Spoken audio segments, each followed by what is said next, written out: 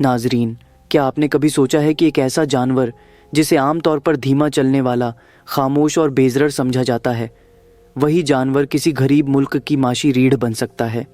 आज हम आपको एक ऐसी दास्तान सुनाने जा रहे हैं जिसने दुनिया भर के माशियात दानों को हैरत में डाल दिया। बर्किना फासो के सदर इब्राहिम ट्राओरे का वो पुरअसरार मंसूबा जिसमें वो 1 करोड़ कछुओं की परवरिश कर रहे हैं। ये मंसूबा न सिर्फ मुल्क की माशियत बल्कि लाखों लोगों की ज़िंदगी का रुख बदलने जा रहा है। यह सब उस वक्त शुरू हुआ जब इब्राहिम ट्राओरे को एक तहकीकी रिपोर्ट में बताया गया कि दुनिया में सॉफ्ट शेल टर्टल का गोश्त और उसके अंडे गशिजाइत, जायके और तिब्बी फ़वायद की वजह से बेहद कीमती माने जाते हैं।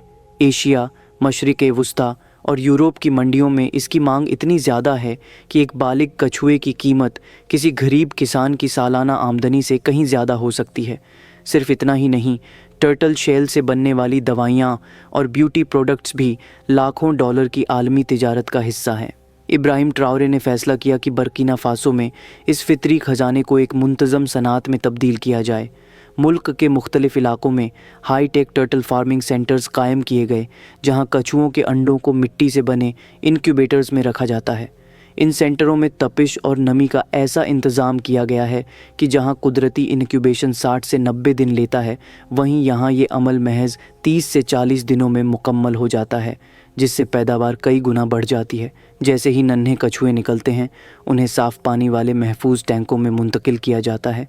फिर धीरे धीरे उन्हें बड़े तालाबों में छोड़ा जाता है, जहाँ वो कुदरती माहौल में परवान चढ़ते हैं। इनकी घेजा में मछलियाँ, आबी पौधे और ख़ास खाद्य दाने शामिल होते हैं जो इनके तंदुरुस्त गोश्त और तेज़ नशोनुमा के लिए ज़रूरी हैं। हर रोज़ फार्म के कारकुन इन कछुओं को 2 से 4 बार खाना देते हैं और बचा हुआ खाना फ़ौरन हटा लिया जाता है ताकि पानी आलूदा ना हो। कछुए तकरीबन 4 से 5 साल में बालिग हो जाते हैं, जिनका वज़न 1 से 2 किलोग्राम तक होता है। उस वक्त उन्हें नेट या ख़ास स्कूप से बड़ी एहतियात से पकड़ा जाता है ताकि उन्हें कोई चोट न पहुँचे। इसके बाद उनकी सफाई की जाती है। फिर वज़न और साइज़ के हिसाब से उन्हें दर्जाबंदी में रखा जाता है। बेहतरीन मय्यार वाले कछुए सीधे गोश्त और प्रोसेसिंग फैक्ट्रीज़ को भेजे जाते हैं, जहां उन्हें आलमी मय्यार के मुताबिक पैक करके तिजारती तौर पर एक्सपोर्ट किया जाता है। पहला ट्विस्ट ये है कि इस मंसूबे में ख़वातीन को एक बुनियादी किरदार दिया गया है। देहात की महिलाएँ टर्टल शेल से ब्यूटी क्रीम्स, सीरम और दवाइयाँ बना रही हैं, जो मेड इन बर्किना फासो के लेबल के साथ आलमी मंडियों में पहुंचती हैं। दूसरा ट्विस्ट ये है कि ये मंसूबा माहौल परस्त है। इन फार्म्स के कछुए जंगली कछुओं पर शिकारी दबाव को कम करते हैं और मकामी माहौल का तवाज़ुन कायम रखते हैं। तीसरा ट्विस्ट, बर्किना फासो अफ्रीका का पहला मुल्क बनने जा रहा है जो कछुए का गोश्त, अंडे और शेल प्रोडक्ट्स को एक साथ आलमी बाज़ार में सप्लाई करेगा। आज बर्किना फासो के देहातों में एक नया मंजर है। जो किसान पहले खेतों में दिन रात मेहनत करके बमुश्किल घर का खर्च पूरा करते थे, अब हर साल टर्टल फार्मिंग से लाखों कमा रहे हैं। गांवों में अब बिजली आ रही है, स्कूल खुल रहे हैं और साफ़ पानी की स्कीमें लागू हो रही हैं। औरतें माली तौर पर खुद मुख्तार हो रही हैं। इब्राहिम ट्राओरे जानते हैं कि ये महज कोई कारोबारी मंसूबा नहीं, बल्कि एक माशी इनकलाब है। वो खुद फार्मिंग सेंटर्स का दौरा करते हैं, किसानों से रूबरू बातें करते हैं और आलमी ख़रीदारों से तिजारती समझौते करते हैं। उनका ख्वाब है कि बर्किना फासो को अफ्रीका का वो मरकज़ बनाया जाए जहाँ से दुनिया की सबसे आला मयार की टर्टल प्रोडक्ट्स एक्सपोर्ट की जाए।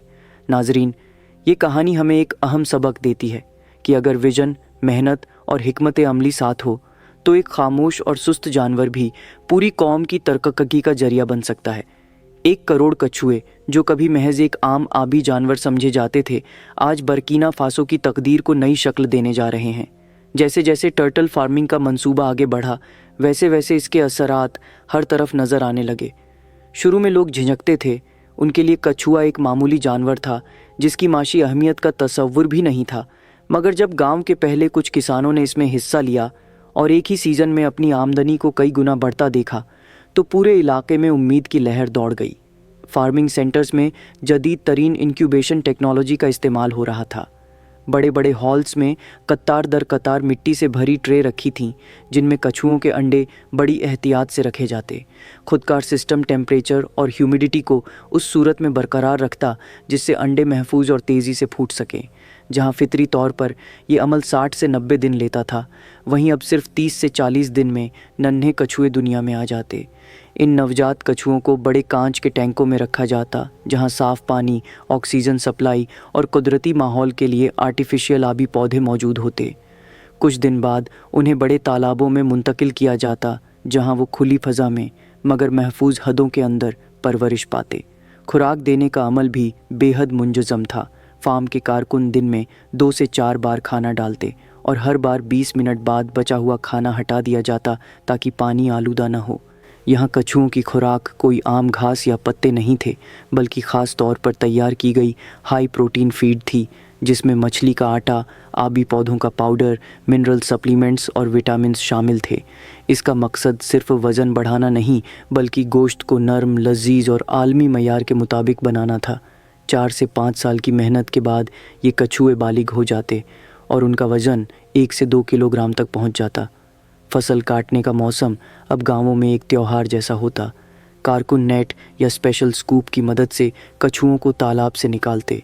इस दौरान इस बात का ख़ास ख्याल रखा जाता कि उनके खोल या जिस्म को कोई नुकसान न पहुँचे। फिर एक लंबी मेज़ पर सफाई और दर्जाबंदी का अमल शुरू होता। हर कछुए का वज़न, साइज़ और उम्र नोट की जाती और उसी के मुताबिक उसकी कीमत तय होती। जो कछुए आलमी एक्सपोर्ट स्टैंडर्ड पर पूरे उतरते, उन्हें पैकिंग और प्रोसेसिंग फैक्ट्रीज़ में भेजा जाता। वहाँ माहिर अमला गोश्त को एहतियात से अलग करता, फिर वैक्यूम पैक करके उसे कोल्ड स्टोरेज में रखा जाता ताकि एक्सपोर्ट के वक्त वो बिल्कुल ताज़ा हो। दूसरी जानिब कुछ कछुओं के खोल और शैल से बनने वाली मसनूआत जैसे दवाइयाँ, beauty creams, anti ageing serums गाँव की ख़वातीन की वर्कशॉप्स में तैयार होती। ये वही औरतें थीं जो कभी सिर्फ घर तक महदूद थीं, अब वो दुनिया के ख़रीदारों के साथ सीधे काम कर रही थीं। इस मंसूबे का एक गैर मतवक्के अनअपेक्षित फ़ायदा माहौलियाती तहफ़्फ़ुज़, एनवायरमेंटल प्रोटेक्शन में भी सामने आया, क्योंकि तमाम ज़रूरतें फार्मिंग सेंटर्स से पूरी हो रही थीं। इस वजह से जंगली कछुओं पर शिकारी दबाव कम हो गया, मकामी आबी माहौल को ख़ुद को बहाल करने का मौका मिला और नायाब नस्लों की आबादी में भी इजाफ़ा होने लगा। आलमी मार्केट में बर्किना फासो के टर्टल प्रोडक्ट्स ने धूम मचा दी। एशिया में लग्जरी रेस्टोरेंट्स ने इसे अपने मेनू में शामिल किया। मशरिक़ ए वुस्ता, मिडल ईस्ट में इसका सूप और गोश्त खास तकरीबों में पेश किया जाने लगा और यूरोप में टर्टल शेल से बनी कुदरती ब्यूटी प्रोडक्ट्स ऑर्गेनिक लग्जरी के लेबल के साथ बिकने लगीं। इन्वेस्टर्स के लिए ये मंसूबा एक सुनहरा मौका साबित हुआ। चीन, सिंगापुर, दुबई और फ्रांस की बड़ी कंपनियां अब बर्किना फासो में प्रोसेसिंग फैक्ट्रियां, कोल्ड स्टोरेज नेटवर्क और एक्सपोर्ट हब्स कायम कर रही हैं। इस सरमायाकारी ने न सिर्फ एक्सपोर्ट में इजाफा किया, बल्कि हज़ारों नई नौकरियां भी पैदा की। देहातों में ज़िंदगी का नक्शा बदल चुका है। जहां पहले मिट्टी के कच्चे घर और अंधेरी गलियां थीं, वहां अब पक्की सड़कों, सोलर लाइट्स, स्कूल और सेहत के मराकज़ नज़र आते हैं। किसान अब अपने बच्चों को शहरों के बेहतरीन स्कूलों में भेज रहे हैं और वो औरतें जो कभी माली तौर पर दूसरों पर इन्हिसार करती थीं, आज अपने ख़ानदान की रीढ़ बन चुकी हैं। इब्राहिम ट्राओरे जानते हैं कि ये कामयाबी सिर्फ एक शुरुआत है। वो हर चंद महीने बाद फार्मिंग सेंटर्स का दौरा करते हैं, किसानों की परेशानियां सुनते हैं और दुनिया भर के ख़रीदारों से सीधी मुलाकात करके तिजारती मुआहिदे करते हैं। उनके नज़दीक ये महज कोई कारोबारी प्रोजेक्ट नहीं, बल्कि बर्किना फासो की माशी आज़ादी का ऐलान है। नाजरीन, एक ऐसा मुल्क जो कभी दुनिया के सबसे गरीब ममालिक में शुमार होता था, आज 1 करोड़ कछुओं के ज़रिए अपनी तकदीर खुद लिख रहा है।